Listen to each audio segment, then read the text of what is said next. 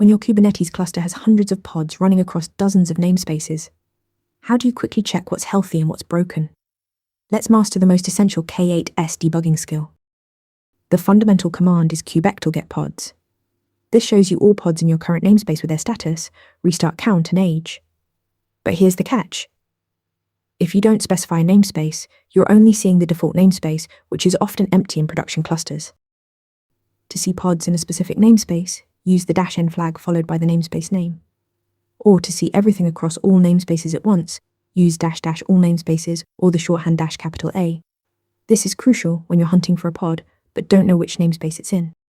Understanding pod status is key. Running means healthy and executing. Pending means waiting for resources or scheduling. Failed and crash loop backoff indicate problems. Your container crashed and Kubernetes is repeatedly trying to restart it. Succeeded means the pod completed its job successfully, common with batch workloads.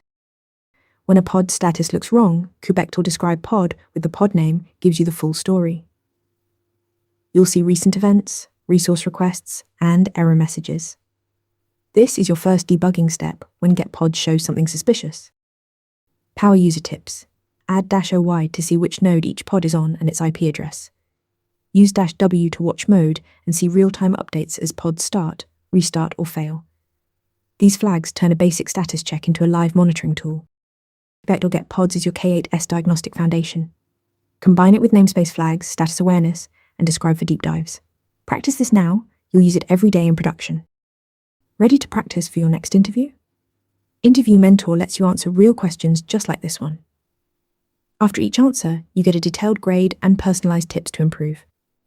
Watch your scores climb as you keep practicing.